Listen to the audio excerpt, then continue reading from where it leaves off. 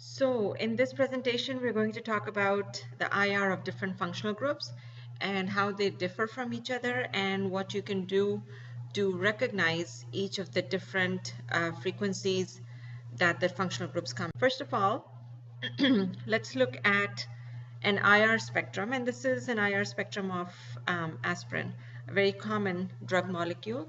So I want to show you a few things over here. First of all, I want you to notice the vertical scale, which is the transmittance, and this goes from 0 to 100. The vertical scale or the transmittance scale has nothing to do with the purity of the sample or the amount of sample. It is how much light is being transmitted through or how much radiation is being transmitted through your sample. So it has nothing to do with purity. Now remember, when you put your sample on the IR, you're putting it neat, which means that you're not dissolving it in any solvent. So there's no solvent in this. There should be only your sample. Any other thing that you use in the IR should be IR inactive. So most of the times the newer machines, we just use neat sample in them. Okay, so this is percent transmittance. The horizontal scale here is wave number, which is 1/centimeter. Yes, that's how high the wavelength is. And this goes from 4,000 to 500. And remember, we are going to focus more on 4,000 to about 1,500, which is where all the functional groups appear. From 1,500 downwards, this region is called the fingerprint region. And fingerprint region is very good in identifying molecules because, as it says, it's the fingerprint of a molecule. Each IR is very specific for any kind of a molecule. So you can actually identify any molecule that has an IR spectrum and it's in a database. If it's a new molecule, one should take an IR and put that in the database so that the IR is available. So this is the fingerprint region. All these peaks that you see, very few of them are noise. Most of these peaks actually mean something. If you look at the IR, the IR is hanging down in a way. It's not standing up. So that's how IR is supposed to be in a way. But anyway, so these are the peaks, and some of these peaks we will talk about, some of them we will not talk about. The fingerprint region, we're not going to focus on that one. What I've highlighted here for you is something that you have seen before in IR in your lab, and that is the carbonyl, which comes around 1,700. Now there's always a range of frequency, which means that the IR can come within, say, 1,600 to about 1,750 for the carbonyl. And then there's the hydroxyl, the OH, which comes around 3,000 to about 3,500. And depending on where it is attached, whether it's a hydroxy group by itself, like in an alcohol, or when it's in a carboxylic acid, things might come a little bit differently. So this is the IR spectrum for aspirin. Anyhow, let's go on to the next slide now.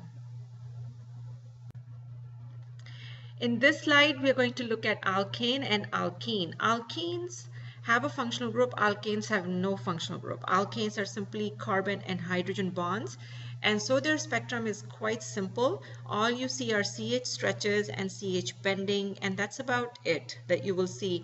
So a spectrum for hexane might look the same as for octane, except for the fingerprint region, okay? But for most of the part, this region around 3,000, which is for a CH stretch, will be present in any kind of an alkane. So it's really hard to distinguish one alkane from another alkane. However, in an alkene spectrum, now we have two distinct things. One is a carbon-carbon double bond, and then one is a carbon double bond that is attached to a carbon. So you clearly see two distinct peaks over here. So 1642 is the carbon-carbon double bond, which you can see in the alkene spectrum, but it's not present in the alkane, obviously, because it doesn't have the carbon-carbon double bond. And then, of course, the CH stretch, in which the hydrogen is attached to the double bonded carbon, which is also absent in the alkane. So this is a nice slide where you can compare the two spectrum. Now this one is for a terminal alkene. When you have a central alkene or an internal alkene, the spectrum might look a little bit different, because depending on the symmetry of the molecule, you may or may not see this. We talked about this in the previous presentation, that sometimes symmetrical molecules may not show certain identifying peaks. Okay, so maybe this may not be so visible, and neither would this if you have a symmetrical molecule. However, since this is a terminal alkene, you see the very clear C double bond C stretch, and this one around 30-80. In these two spectrum, these are both for alkynes, and this is a good comparison of a terminal alkyne with a central or internal alkyne. The top one is for 1-octane, which is a terminal alkyne, and the bottom one is for 4-octane, which is actually internal. And not only is it internal, but it's a very symmetrical molecule. The top one, which is 1-octane, is of course the terminal alkyne. Alkynes have a very distinct C triple bond C stretch as 2-1-1-9. It's a very sharp stretch, okay, and so that's a very distinguishing feature for an alkyne. And then of course the hydrogen that is connected to the C triple bond, okay, which shows up around 3300. All right, so these two are very distinguishing features for a terminal alkyne, which you can see here in the internal alkyne are absent, okay, because there is no terminal hydrogen, and this C triple bond C is also not visible because of the symmetry of the molecule. So maybe if the molecule was a little bit asymmetric, then it might show up, but it's not visible here because it's a very symmetrical molecule. So this is a very good way to see how different terminal and internal bonds can be. And this is for alkyne, and these are two hydrocarbons as well. And because these are octines, which means you have the CH's bond as well, you will see that these CH stretches are still there, okay, because you still have the carbon-hydrogen bonds. So these are still visible, okay, so these will keep appearing pretty much for any hydrocarbon that has carbons and hydrogens, more like sp3 carbons, okay, in there. Going on to the hydroxy and the NH stretching, okay, which is the alcohols and the amine stretching. Both of them occur around 3300, and they look slightly different. Alcohols will be very broad because of hydrogen bonding. Secondary amine, primary amines, and tertiary amines, they are very different from each other in IR, and actually IR is used to distinguish between primary, secondary, and tertiary amines, because secondary amines will show broad peaks and one sharp peak.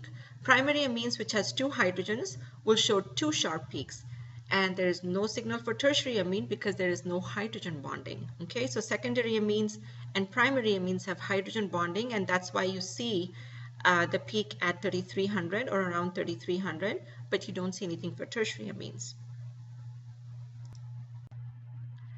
So here are a couple spectrum. One is for alcohol, the other one is for an amine, and the amine is a secondary amine. So let's look at the alcohol spectrum first, okay, around here. This is the alcohol peak, very distinguishing, and you have seen this in your labs also.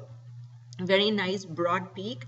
Alcohols are very easily identified by IRs, okay, because you have this very, very broad peak. But you have to be careful. You have to see what else is on there to prove that you actually just have an alcohol and not an acid, because acids will also show the OH stretch, so you have to be careful with that. Now remember, with one thing about IR is it does not tell you how many hydroxy groups you have. So if you have a single alcohol versus a diol, you cannot tell that you have two alcohols. So it will only show up as one, and that is one of the drawbacks of IR, okay, that you just don't know how many groups you have, just one, okay, it just tells you that you have at least the functional group there. So this is the OH. Again, you see the CH stretches over here, and we're not going to go here because again that's the fingerprint region, okay. All right, so that is for butanol. Any kind of an alcohol that you take will have similar kind of spectrum.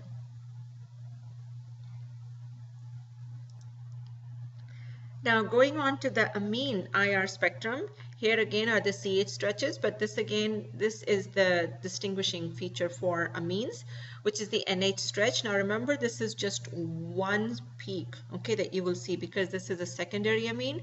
For primary you will see two, for secondary you see one, for tertiary you don't see anything in this region. So this is the NH stretch right over here, okay, and so any kind of a secondary amine will give you a single peak over here. Again, remember, you cannot tell if you have just one single amine or two. One of the problems of IR, which I would like to mention over here, since you have both of these spectra in front of you, is that if you have an alcohol and an amine in the same compound, then I think you can see what the problem will be. Can you think about it? Yes, the NH peak will be hidden underneath the OH peak. All right, so there's nothing else distinguishing the NH peak in the spectrum. So essentially, if you're looking for your amine peak over here and you also have an alcohol, your NH stretch is hidden in there. So you can't really tell if you have an amine or not. Again, this is a drawback of an IR, is because some of the peaks are hidden and they don't show up, okay, because another big peak is overlapping it. So when we give you in exams the IR spectrum, most of them will have only one functional group or two, which you should be able to figure out. You will have the molecular formula, so you know what kind of things you're looking for. So it should not be that tough. Hopefully you will be able to figure out what the compound is. The carbonyl stretching. Now this one is also very, very easy to distinguish in an IR, and you have seen these also multiple times in your labs. And the C double bond O absorbs around 1710. However, the stretching for the carbonyl bond is varied. Okay, it varies from ketones, aldehydes, and carboxylic acids.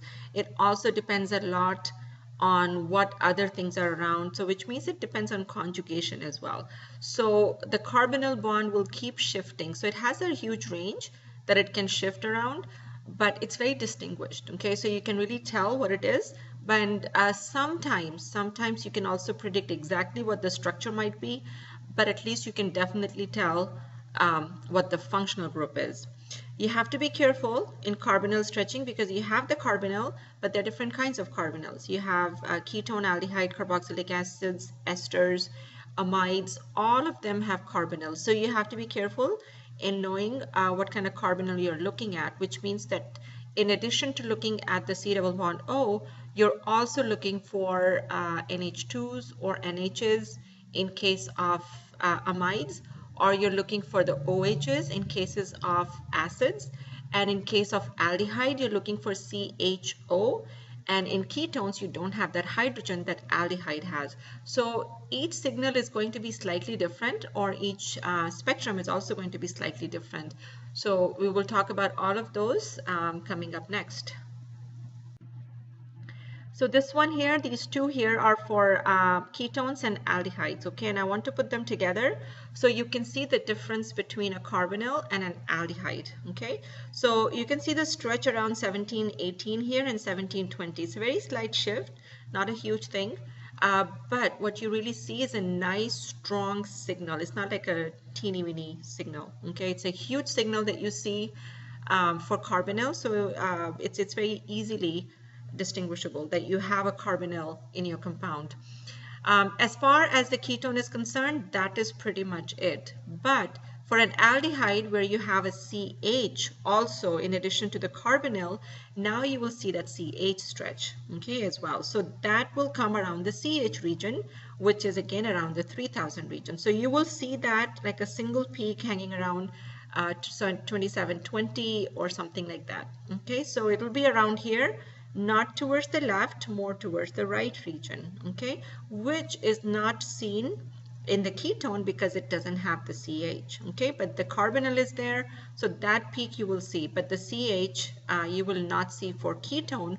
So that is what you use to distinguish between a ketone and an aldehyde, because if you're given a molecular formula and you're given a spectrum to identify, the molecular formula for a ketone and an aldehyde will be the same. The IR can help you distinguish whether you have an aldehyde or a ketone just by looking at this little frequency here.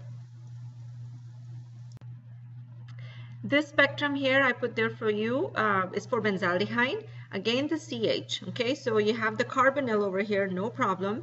What I wanted to show you is that the CH is coming right around here, And if this was acetophenone, which does not have a CH, which is a ketone, you would not see this stretch. Okay, all right. Here, this is acetophenone.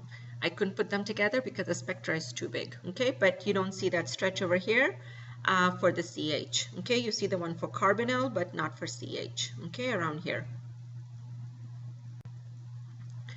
Here is the OH and the carbonyl for carboxylic acid.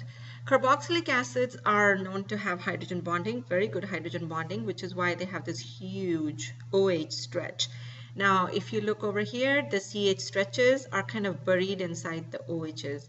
Now, again, depending on what kind of carboxylic acid, you might see a very broad peak for OH, and in some cases not so much, because if you saw the one for aspirin that we had before, was not so broad. Okay, but in this case it is.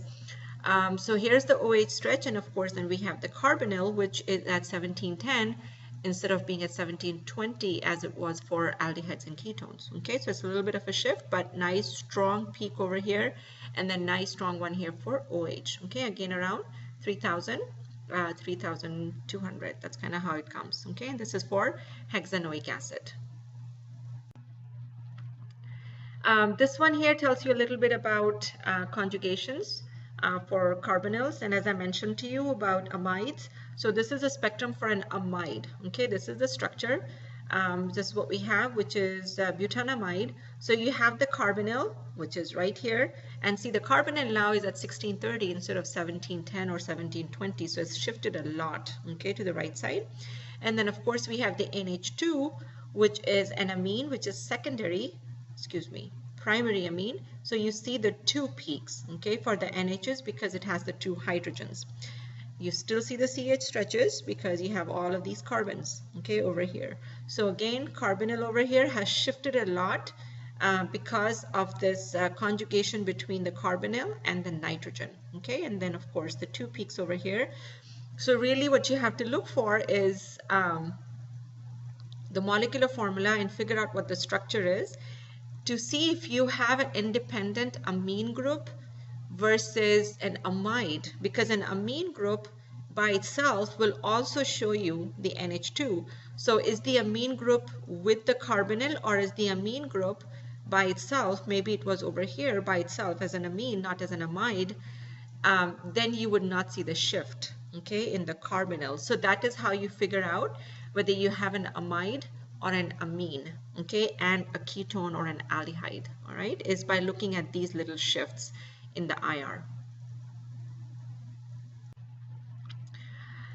This one is for a nitrile, carbon nitrogen, and since this is a triple bond, again, very sharp peak here. If you remember from our previous slide for alkynes, we had a very sharp peak here also for alkynes, and again, see triple bond will come around here, okay, and so this one is butane nitrile, which gives you a very sharp peak at around 2250. You also see the CH stretches yet again. So again, this is the marker, okay, for the nitriles. Aromatic compounds. We don't really deal too much with aromatic compounds in IR. And so there's really not a whole lot that I've given you in here, okay? But the CH stretches are a little bit different because you don't really have CH, you have all alkenes in benzene, okay? So it's C-double-bond-C, so it's all sp2s. So we have sp2s, but so you still have some of the stretches over here. But for aromatics, the fingerprint region becomes really important, okay? And so here in the case of benzene, you see that there is one stretch over here. This is for the aromatic stretch, okay? And if you look at the methylbenzene, which is a monosubstituted benzene, then you will see that there's this split, okay, into two. And so that's how you know that you actually have a monosubstitution.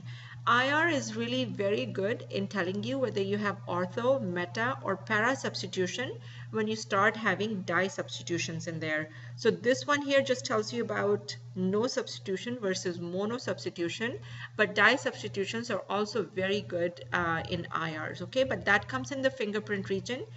Again, we're not talking too much about the fingerprint region, but this is a nice little marker here for you. So here's the summary of the IR absorptions. Your NH, OH, and the CH stretches, this is how they come in this order. C triple bond C, C triple bond N, you will find them right here in the middle. C double bond C, double bond O, C double bond N. The double bonds come right in this region, and then the fingerprint region is where you see all the single bonds. Again, leave this one out. We'll focus more here on the C double bond O, C triple bond C and N, and then these markers over here for NH, OH, and the CH is also, we don't really care too much because you will see that in every compound that you work with, which are hydrocarbons. Okay, and so these three here are really the critical regions. Okay, this is the table you should have. I gave you this in class, so you should have this one. It's very good in explaining all the different functional groups. Over here gives you the region, okay, for where they are, and it gives you a little bit of an idea about the intensity of the peak. Okay, they're explained at the bottom here also, but a strong peak would be like say for carbonyl and an alcohol, okay, because those are really big and broad peaks, and in case of carbonyl it's a very sharp peak also. A medium peak, and then there's weak, and then there's variables. Okay, medium peak would be say for the C triple bond C. Okay, I mean, it doesn't reach all the way down, but it's nice and sharp, and it's very easy to distinguish that you actually have a carbon triple bond carbon. Okay, so look at this one. You don't have to memorize all of these things, but if you practice enough, you will remember all of these frequencies just by yourself.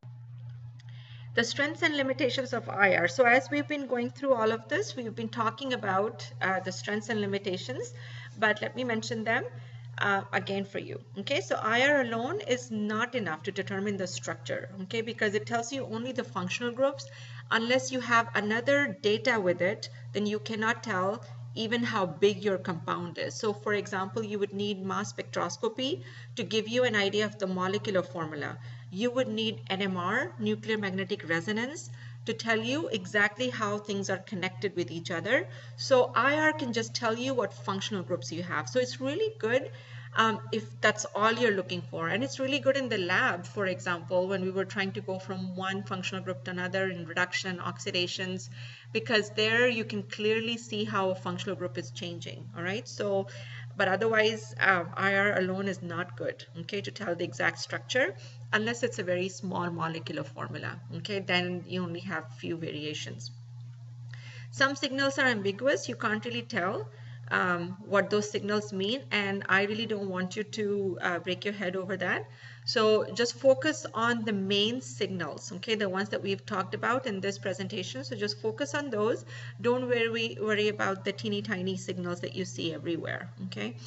And the functional group is very clear.